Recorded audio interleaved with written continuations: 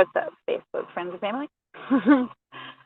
This is Melissa Osborne, coming from Marathon, New York. Another day of reading to you guys. I know you guys are going to be sick of me eventually.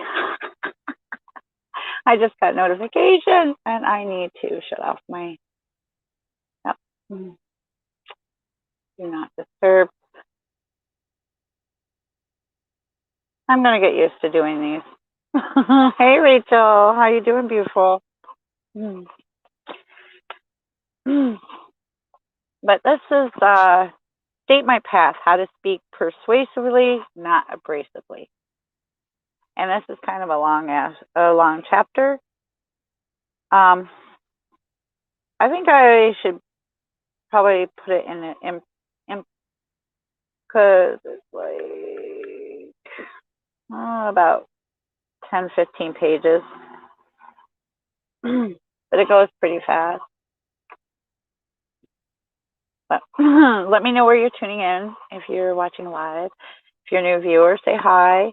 I'm in network marketing. Also, I help people build their business using their phone and getting out of their comfort zone and learning strategies to be themselves and brand themselves. Because I don't know about you, but I sure didn't like trying to sell people. Oh, excuse my language. And happy Monday to everybody. And it might be Tuesday, like in Australia. There's other places around the world that are not so. Like it's 5 o'clock somewhere. I hope you all are having an amazing day. Zach is not having it right now. I'm sorry, Rachel. Just don't focus on the pain, honey. Okay. So far, we've gone to great pains to prepare ourselves to step up to and master crucial conversation. Here's what we've learned. Our hearts need to be in the right place. We need to pay close attention to crucial conversations, particularly when people start feeling unsafe, and restore safety when necessary. And heaven forbid that we should tell ourselves clever and unhelpful stories. So let's say that we are well prepared. We are ready to open our mouth and start sharing our point of view. That's right. We are actually going to express our opinion. Now what? Most of the time, we walk into a discussion and slide into autopilot. Hi, how are you? Or hi, how are the kids? What's going on at work? What could be easier than talking? We know thousands of words and generally weave them into sentences that suit our needs most of the time. Oops, my phone's going. I got it on my tripod.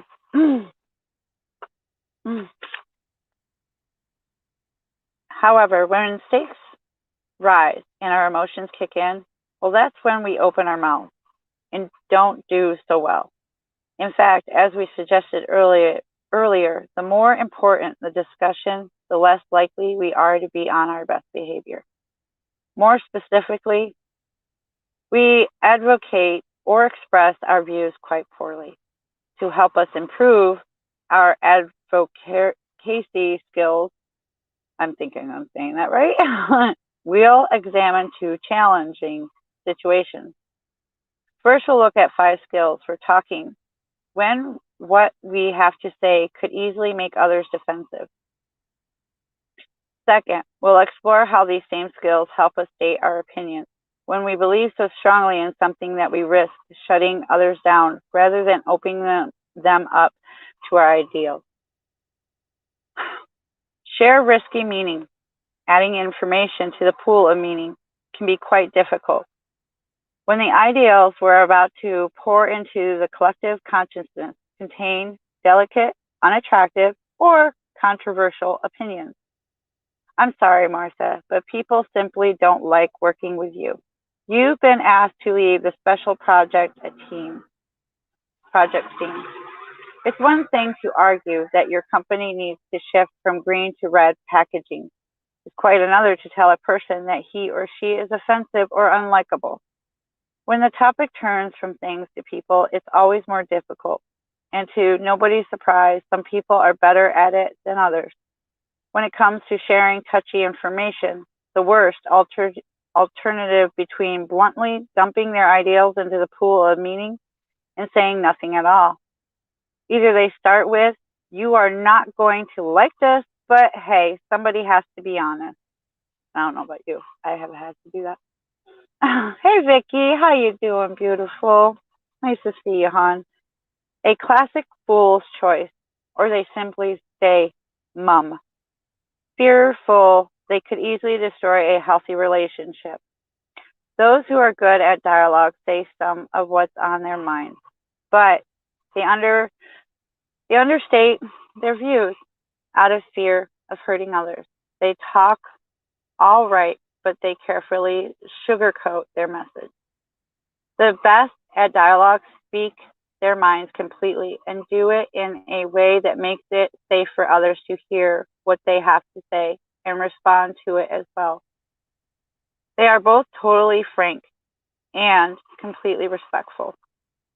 In order to speak honestly, when honesty could easily offend others, we have to find a way to maintain safety.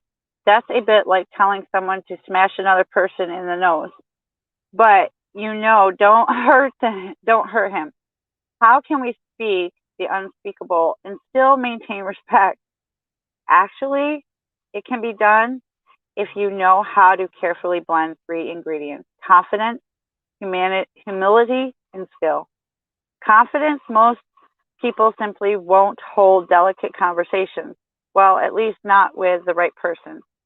For instance, your colleague Brian goes at night and tells his wife that his boss, Bernardo, is micromanaging him to within an inch of his life. He says the same thing over lunch when talking with his pals. Everyone knows what Brian thinks about Fernando, except, of course, Fernando. People who are skilled at dialogue have the confidence to say what needs to be said to the person who needs to hear it. They are confident that their opinions deserve to be placed in the pool of meaning. They are also confident that they can speak openly without brutalizing others or causing undue offense. Humility. Confidence does not equate to arrogance or pig-headedness. Skilled people are confident that they have something to say, but also realize that others have valuable input. They are humble enough to realize that they don't have a monopoly on the truth, nor do they always have to win their way. The opinions provide a starting point, but not the final word. They may currently believe something, but realize that with new information, they may change their minds. This means they are willing to both express their opinions and encourage others to do the same. Skill. Finally, people who willingly share delicate information are good at doing it. That's why they are confident in the first place. They don't make a fool's choice because they have found a path that allows for both candor and safety. They speak the unspeakable, and people are grateful for their honesty. Good night and goodbye. To see how to discuss sensitive issues, let's look at an enormously difficult problem. Bob has just walked in the door, and his wife, Carol, looks upset. He can tell from her swollen eyes that she's been crying. Only when he walks in the door, Carol doesn't turn to him for comfort. Instead, she looks at him with an expression that says, "How could you?" Bob doesn't know it yet, but Carol thinks he's having an affair. He's not. How did Carol come to this dangerous and wrong conclusion? Earlier that day, she had been going over the credit card statement when she noticed a charge from the Good Night Motel, a cheap place located not more than a mile from their home. Why would he stay in a motel so close to home? She wondered. She wonders. And why didn't I know about it? Then it hits her. That unfaithful jerk. Now, what's the worst way Carol might handle this?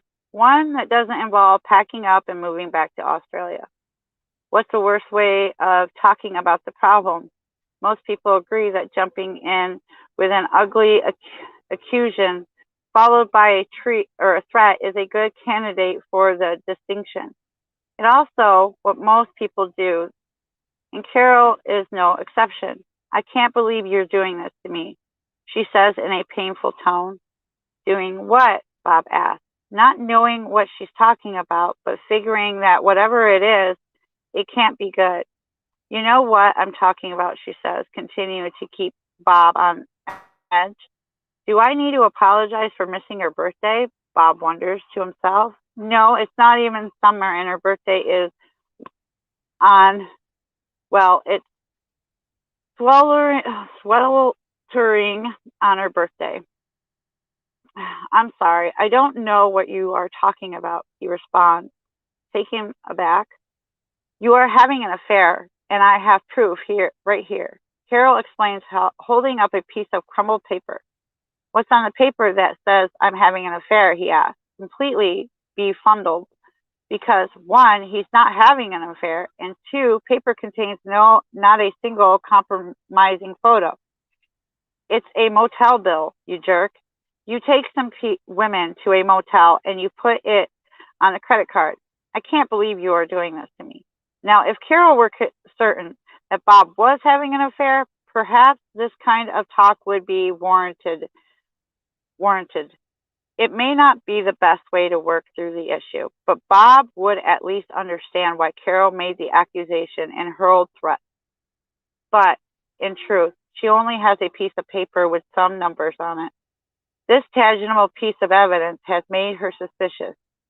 How should she talk about the nasty hunch in a way that leads to dialogue? So state my path. If Carol's goal is to have a healthy conversation about a tough topic, e.g., I think you are having an affair, her only hope is to stay in dialogue, at least until she confirms or disconfirms her concerns. That holds true for anybody with any crucial conversation, i.e., it feels like you're micromanage me. I fear you are using drugs. That means that despite your worst suspicions, you shouldn't violate respect in a similar vein. You shouldn't kill safety with threats and accusations. So what should you do? Start with heart. Think about what you really want and how dialogue can help you get it. And master your story. Realize that you may be jumping to a hasty victim, villain, or helpless story. The best way to find out the true story is not to act out the worst story you can generate. That will lead to self-destruction, silence, and violence games. Think about other possible explanations long enough to temper your emotions so you can get to dialogue. Besides, if it turns out you are right about your initial impression, there will be plenty of time to confrontations later on.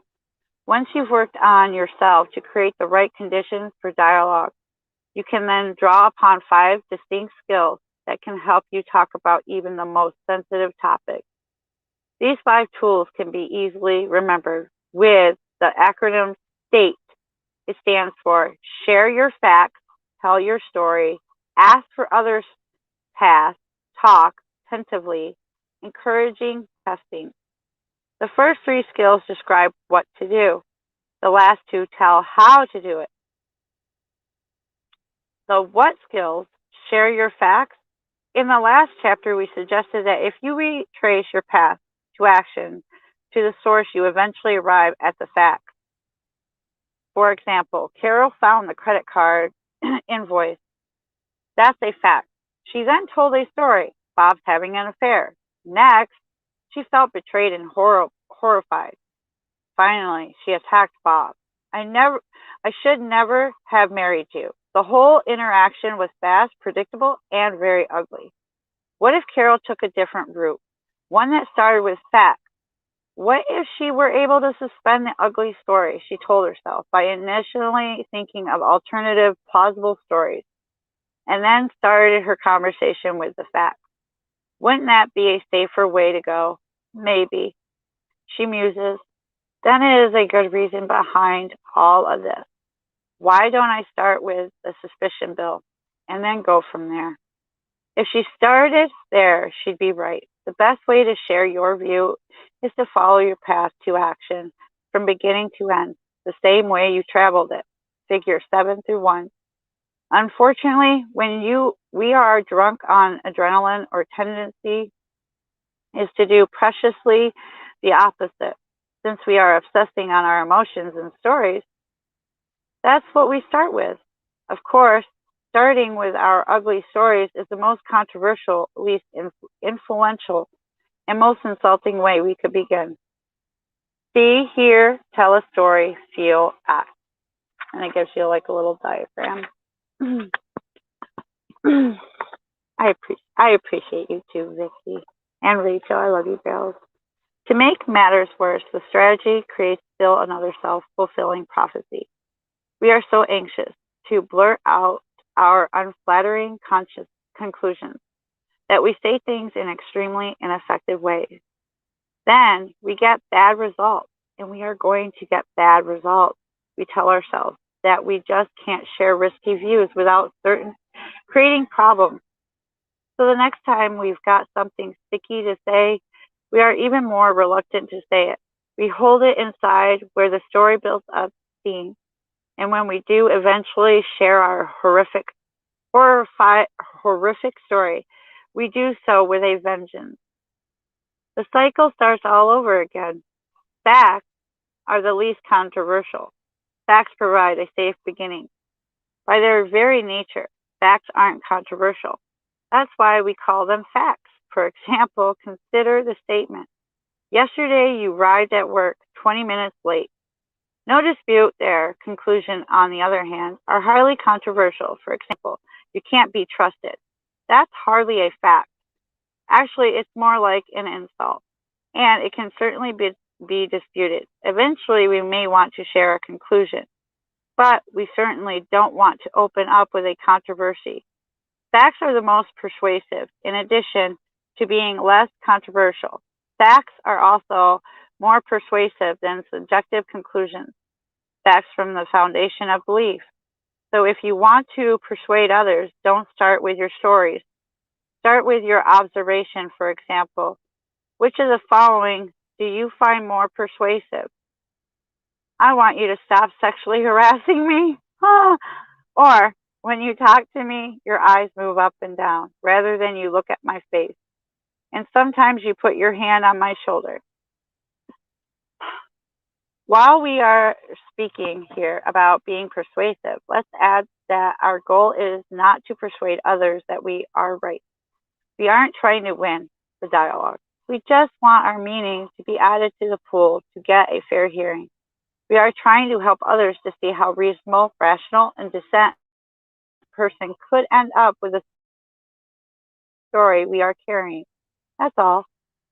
When we start with shocking or offensive conclusions, quit groping me with your eyes, or I think we should declare bankruptcy. We actually encourage others to tell villain stories about us. Since we've given them no facts to support our conclusion, they make up reasons we are saying these things. They are likely to believe we are either stupid or evil. So if your goal is to help others see how a reasonable, rational, and decent person could think what you are thinking, start with your facts. And if you aren't sure what your facts are, your story is absolutely filling your brain. Take the time to think them through before you enter the crucial conversation. Take the time to sort out facts from conclusions. Gathering the facts is the homework required for crucial conversations. Facts are the least insulting. If you do want to share your story, don't start with it. Your story, particularly if it has led to a rather ugly conclusion, could easily surprise and insult others. It could kill safety in one rash, ill-conceived sentences. Brian, I'd like to talk to you about your leadership style.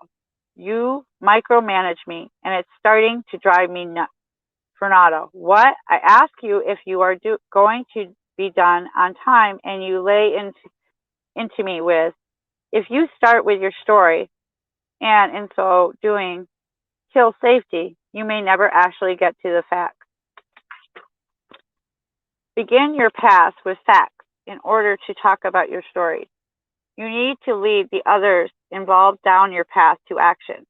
Let them experience your path from the beginning to the end, and not from the end to wherever it takes you. Let others see your experience from your point of view, starting with your facts. This way, when you do talk about what you are starting to conclude, they'll understand why. First the facts, then the story, and then make sure that as you explain your story, you tell it as a possible story, not as concrete facts. Brian, since I started work here, you've asked me to meet with me twice a day. That's more than one with anyone else. You have also asked me to pass all of my ideals by you before I include them in a project. The facts. Fernando, what's your point? Brian, I am not sure that you are intending to send this message, but I'm beginning to wonder if you don't trust me. Maybe you think I'm not up to the job, or that I'll get you into trouble. Is that what's going on? The possible story. Fernando, really, I was merely trying to give you a chance to get my input before you got too far down the path on a project. The last guy I worked with was constantly taking his project to near completion only to learn that he'd left out a key element. I'm trying to avoid surprises. Earn the right to share your story by starting with your facts. Facts lay the groundwork for all delicate conversations. Tell your story. Sharing your story can be tricky. Even if you started with your facts, the other person can still become defensive when you move from facts to stories. After all, you're sharing potential unflattering conclusions and judgments. Why share your story in the first place? Because the facts alone are rarely worth mentioning. It's the facts plus the conclusion that call for a face-to-face discussion. In addition, if you simply mention the facts, the other person may not understand the severity of the implications. For example, I noticed that you had company software in your briefcase. Yep, that's the beauty of software. It's portable. The particular software is priority. Priority. It ought to be. Our future depends on it. My understanding is that it's not supposed to go home. Of course not. That's how people steal it. Sounds like it's time for a conclusion. I was wondering what the software is doing in your briefcase. It looks like you are taking it home. Is that what's going on here? It takes confidence, to be honest. It can be difficult to share a negative conclusion and unattractive judgments, e.g., I'm wondering if you are a thief. It takes confidence to share such a potential inflammatory story. However, if you've done your homework by thinking through the facts behind your story, you'll realize that you are drawing a reasonable, rational, and decent conclusion, one that deserves hearing. And by starting with the facts, you've laid the groundwork by thinking through the facts and then leading with them. You are much more likely to have the confidence you need to add controversial and vitally important meaning to the shared pool. Don't pile it on. Sometimes we lack the confidence to speak up, so we let problems simmer for a long time. Given the chance, we generate a whole arsenal of unflattering conclusions. For example, you are about to hold a crucial conversation with your child's second grade teacher. The teacher wants to hold your daughter back a year. You want your daughter to advance right along with her age group. This is what's going on in your head.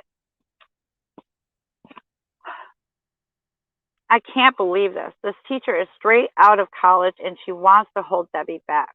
To be perfectly frank, I don't think she gives much weight to the stigma of being held back. Worse still, she's quoting the recommendations of the school psychologist. The guy's a real idiot. I've met him, and I wouldn't trust him with a common cold. I'm not going to let these two morons push me around. Which of these insulting conclusions or judgments should you share? Certainly not the entire menagerie of unflattering tales. In fact, you're going to need work on the villain story before you have any hope of healthy dialogue. As you do, your story begins to sound more like this. Note, a careful choice of terms after all. It is your story, not the fact. When I first heard your recommendation, my initial reaction was to oppose your decision. But after thinking about it, I realized I could be wrong. I realized I don't really have any experience about what's best for Debbie in this situation.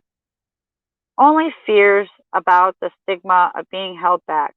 I know it's a complex issue. I like to talk about how both of us can move more objectively, weigh this decision. Look for safety problems as you share your story. Watch for signs that safety is deteriorating. If people start becoming defensive or appear to be insulted, step out of the conversation and rebuild safety by contrasting. Use contrast. Here's how it works.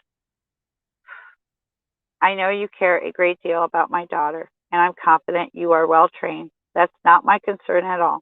I know you want to do what's best for Debbie, and I do too. My only issue is that is an ambiguous decision with huge implications for the rest of her life. Be careful not to apologize for your views. Remember, the goal of contrasting is not to water down your message, but to be sure that people don't hear more than you intend. Be confident enough to share what you really want to express. Ask for others' path. We mentioned that the key to sharing sensitive ideal is a blend of confidence and humility. We express our confidence by sharing our facts and stories clearly. We demonstrate our humility by then asking others to share their views and meaning it. So once you've shared your point of views, facts, and stories, alike invite others to do the same. If your goal is to keep expanding the pool of meaning rather than to be right, to make the best decision rather to get your way, then you'll willingly listen to other views. By being open to learning, we are demonstrating humility at its best. For example, ask yourself, what does the school teacher think? Is my boss really intending to micromanage me? Is my spouse really having an affair? To find out other views of the matter, encourage them to express their facts, stories, and feelings. Then carefully listen to what they have to say. Equally important, be willing to abandon or reshape your story as more information pours into the pool of shared meaning. The how skills. Talk tentatively. If you look back at the vignettes we are shared so far, you'll note that we are carefully to describe both facts and stories in a tentative or non-dynamic way. For example, I was wondering why. Talking tentatively simply means that we tell our story as a story rather than discussing it as a hard fact. Perhaps you were unaware suggestions that you are not absolutely certain. In my opinion, says you are sharing an opinion, no more. When sharing a story, strike a blend between confidence and humility. Share in a way that expression appropriate confidence in your conclusion while demonstrating that, if called for you, you want your conclusions challenged. To do so, change. The fact is, to, in my opinion, swap. Everyone knows that, for I've talked to three of our suppliers who think that. Soften, it's clear to me. Two, I'm beginning to wonder if. Why soften the message?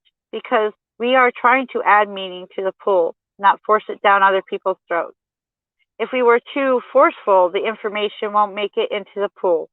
One of the ironies of dialogue is that when talking with those holding opposing opinions, the more convinced and forceful you act, the more resistant others become. Speaking in an absolute and overstated term does not increase your influence. It decreases it. The converse is also true. The more attentively you speak, the more open people become to your opinion.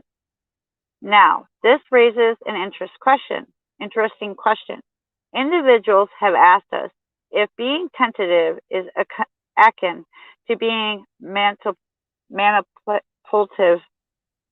I think I'm saying that. You are pretending to be uncertain about your opinion in order to help others consider it less defensive. I don't know about you, but I've done this. I have done this. Our answer to this is an unequivocal no. If you are faking tentativeness, you are not in dialogue. The reason we should speak tentatively is because we, indeed, are not certain that our opinions represent absolute truth or our understanding of the facts is complete and perfect. You should never pretend to be less confident than you are, but likely, you should not pretend to be more confident than your limited capacity allows. Our observation could be faulty. Our stories, well, they are only educated guesses. Tentative, not wimpy. Some people are so worried about being too forceful or pushy that they are in the other direction. They wimp out by making still another fool's choice. They figure that the only safe way to share touchy data is to act if it's not important. I know, this is probably not true. Or call me crazy, but when you begin a complete disclaimer and do it in a tone that suggests you are consumed with doubt, you do the message a disservice. Disservice.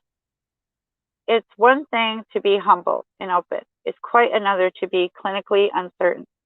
Use language that says you are sharing an opinion, not language that says you are a nervous wreck. I can so relate to that. Try. A good story, the Goldilocks test.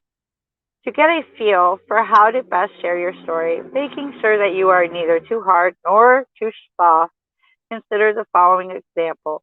Too soft. This probably is stupid, but too hard. How come you ripped us off? Just right? It's starting to look like you are taking this home for your own use. Is that right? Too soft.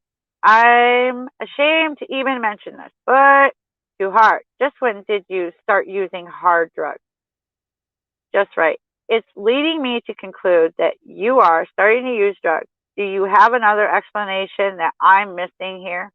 Too soft. It's probably my fault, but too hard. You wouldn't trust your own mother to make a 1-minute egg. I love how they give these examples. Just right. I'm starting to feel like you don't trust me. Is that what's going on here? If so, I'd like to know what I did to lose your trust. Too soft. Maybe I'm just over sex or something, but too hard. If you don't find a way to pick up the frequency, I'm walking. Just right. I don't think you're intending this, but I'm beginning to feel rejected. Encourage testing. When you ask others to share their past, how you phrase your invitation makes a big difference. Not only should you invite others to talk, but you have to do so in a way that makes it clear that no matter how controversial their ideals might be, you want to hear them. Others need to feel safe sharing their observation and stories, particularly if they differ from yours. Otherwise, they don't speak up. And you can't test the accuracy and relevance of your views. Safety becomes particularly important when you are having a crucial conversation with people who might move to silence. Some people make fool's choice in these circumstances. They worry that if they share their true opinions, others will clam up. So they choose between speaking their minds and hearing others out. But the best of dialogue don't choose. They do both. They understand the only limit to how strongly you can express your opinion is your willingness to be vigorous in encouraging others to challenge it. Invite opposing views. So if you think others may be hesitant, make it clear that you want to hear their views, no matter how different. If others disagree, so much the better. If what they have to say is controversial or even touchy, respect them for finding the courage to express what they are thinking. If they have different facts or stories, you need to hear them to help complete the picture. Make sure they have the opportunity to share by actively inviting them to do so. Does anyone see it differently? What am I missing here? I'd really like to hear the other side of the story. Mean it. Sometimes people offer invitation that sounds more like a threat than a legitimate call for opinions. Well, that's how I see it. Nobody disagrees, do they? Don't turn an invitation into a veiled threat. Invite people with both words and tone that say, I really want to hear from you. For instance, I know people have been reluctant to speak up about this, but I would rather love to hear from everyone. Or, I know there are at least two sides of this story. Could we hear different views now? What problems could this decision cause us? Play devil's advocate. Occasionally, you can tell the others are not buying into your facts or story, but they are not speaking up either. You've sincerely invited them, even encouraged different views, but nobody says anything. To help grease the skids, play devil's advocate.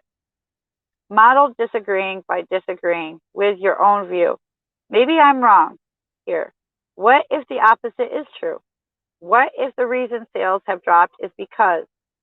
Do it until your motive becomes obvious. At times, particularly if you are in a position of authority, even beginning appropriately tentative doesn't prevent others from suspecting you want them to simply agree with you, or that you are inviting them into a beating. This is particularly true when former bosses or authority figures have gently invited them to speak and then punished them for doing so. This is where the skill of encouraging testing comes into play. You can argue as vigorously as you want for your point of view, provided you are even more vigorous at encouraging, even pleading with others to disapprove it. The real test of whether your motive is to win a debate or engage in real dialogue is the degree to which you encourage testing. Back to the motel. To see how all the state skills fit together in a touchy conversation, let's return to the motel bill. Only this time, Carol does a better job at bringing up a delicate issue. Bob, hi honey, how was your day? Carol, not so good. Bob, why is that? Carol, I was checking our credit card bill and I noticed a charge of $48 for a good night motel down the street. Cheers back. Bob, boy, that sounds wrong. Carol, it sure does. Bob, well, don't worry. I'll check into one day when I'm going by. I'll check into it one day when I'm going by. Carol, I'd feel better if we checked right now. Bob, really? It's less than $50. It can wait. Carol, it's not the money that has me worried. Bob, you are worried? Carol, it's a motel down the street. You know that's how my sister found out that Phil was having an affair. She found a suspicious hotel bill. Shares story tentatively. I don't have anything to worry about, do I? What do you think is going on with this bill? Ask for others past. Bob, I don't know, but you certainly don't have to worry about me. Carol, I know that. You've given me no reason to question your fidelity. I don't really believe that you are having an affair. Contrasting. It's just that it might help put my mind to rest if we were to check on this right now. Would that bother you? Encouraging testing. Bob, not at all. Let's give them a call and find out what's going on. When this conversation actually takes place, it sounded exactly like the one portrayed above. The suspicious spouse avoided nasty accusations and ugly stories, shared facts, and then tentatively shared a possible conclusion. As it turns out, the couple had gone out to a Chinese restaurant earlier that month. The owner of the restaurant also owned the motel and used the same credit card and printing machine at both establishments. Oops. By tentatively sharing a story rather than attacking, name-calling, and threatening, the worried spouse averted a huge battle, and the couple relationship was strengthened at a time when it could easily have been damaged. the debate. Watch 2 videos that demonstrate the need for the state skills. In the first 2, coworkers are at odds over a client visit and failure to use the skills destroying dialogue. In the second one of the coworkers uses state skills to bring the conversation to a good resolution. To watch these videos, visit www.crucialconversations.com exclusion. It's the / exclusion. Strong belief. Now let's turn in our attention to another communication challenge. This time, you are not offering delicate feedback or iffy stories. You are merely going to step into an argument and advocate your point of view. It's the kind of thing you do all the time. You do it at home, you do it at work, and yes, you've even been known to fire off an opinion or 2 while standing in line for a voting booth. Unfortunately, as stakes rise and others argue different views, and you just know in your heart of hearts that you are right and you're wrong, they are wrong, you start pushing too hard. You simply have to win. There's too much at risk, and only you have the right ideal. Left to their own devices, others will mess things up. So when you care a great deal and are sure of your views, you don't merely speak. You try to force your opinions into the pool of meaning. You drown people in the truth. Quite naturally, others resist. You, in turn, push even harder. As conclusion, we, the authors, watch this kind of thing happen all the time. For instance, seated around the table is a group of leaders who are starting to debate an important topic. First, someone hints that she's the only one with any real insight. Then someone else starts tossing our facts like so many poisonous darts. Another, it just so happens someone with crucial information retreats into silence. As emotions rise, words that were once carefully chosen and tentatively delivered are now spouted with an absolute certainty that is typically reversed for claims that are nailed to church doors or carved on stone tablets. In the end, nobody is listening. Everyone is committed to silence or violence, and the pool of shared meaning remains parched and tainted. Nobody wins. How did we get like this? It starts with a story. When we feel the need to push our ideals on others, it's generally because we believe we are right and everyone else is wrong. There's no need to expand the pool of meaning because we own the pool. We also firmly believe it's our duty to fight for the truth that we are holding. It's the honorable thing to do. It's what people of character do, which it's not. Sometimes admitting when you're wrong is actually like the best thing for you. Hi, Donovan. Thank you for tuning in. Of course, others aren't exactly villains in the story. They simply don't know any better. We, on the other hand, are modern day heroes crusading against naive and tunnel vision. We feel justified in using dirty tricks. Once we are convinced that it's our duty to fight for the truth, we start pulling out big guns. We use debating tricks that we've picked up throughout the years. Chief among them is the ability to stack the deck. We cite information that supports our ideals while hiding or discrediting anything that doesn't. Then we spice things up with exaggeration. Everyone knows that this is the only way to go. When this doesn't work, we lace our language with inflammatory terms. All right, thinking people, would agree with me. Form, there were employ any number of dirty tricks. We appeal to authority. Well, that's what the boss thinks. We attack the person.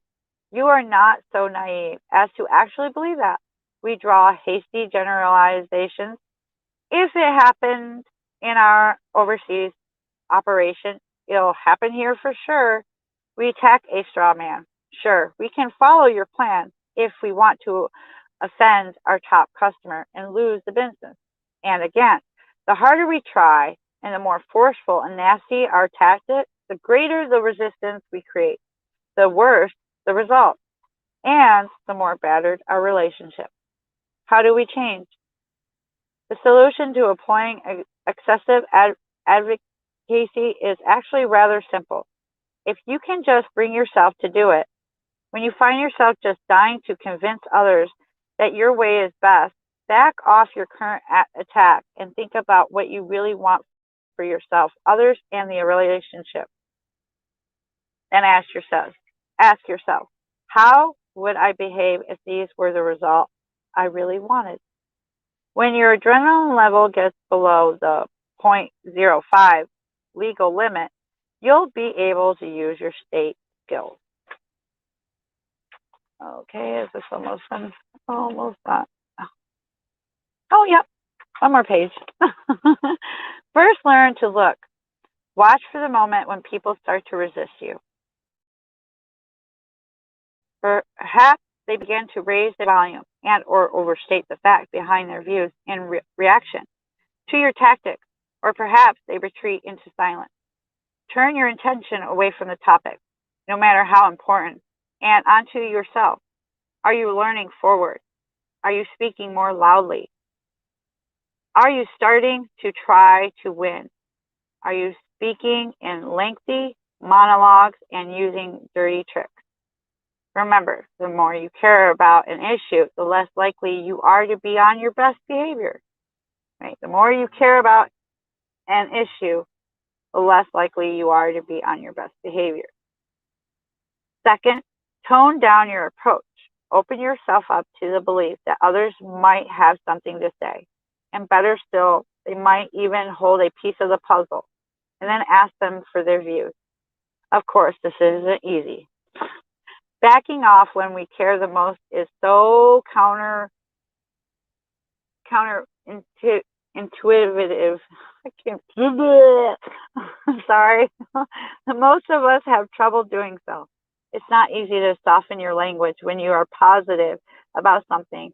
And who wants to ask for other views when you know they are wrong? That's positively nuts. In fact, it can feel disingness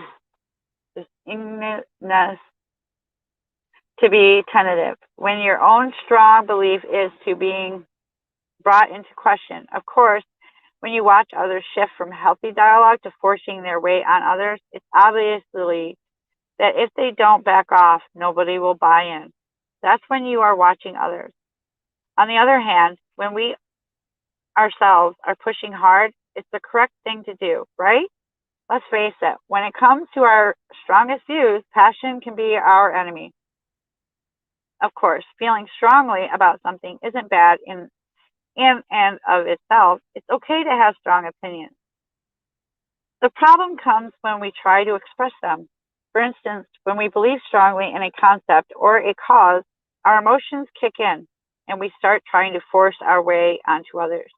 As our emotions kick in, our ideals no longer flow smoothly and gently into the pool.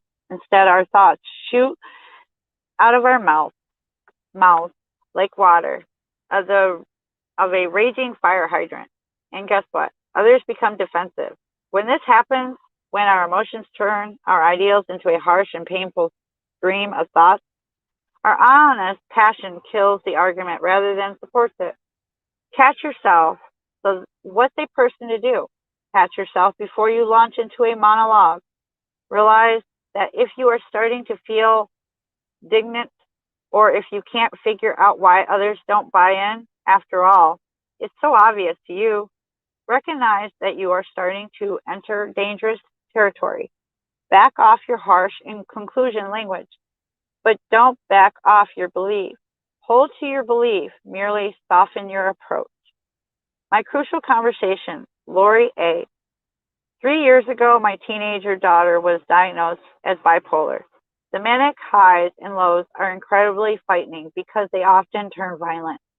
And the abyss of depression after a violent episode made me and my husband truly fear for our daughter's life. With bipolar disorders, it takes a very long time to get the right combination of drugs to level a patient.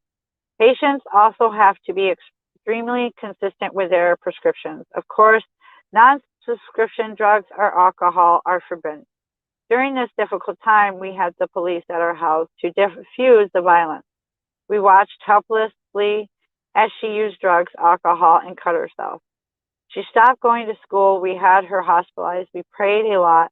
The good news is that I began using a crucial conversation skills in manic highs and lows, and it worked.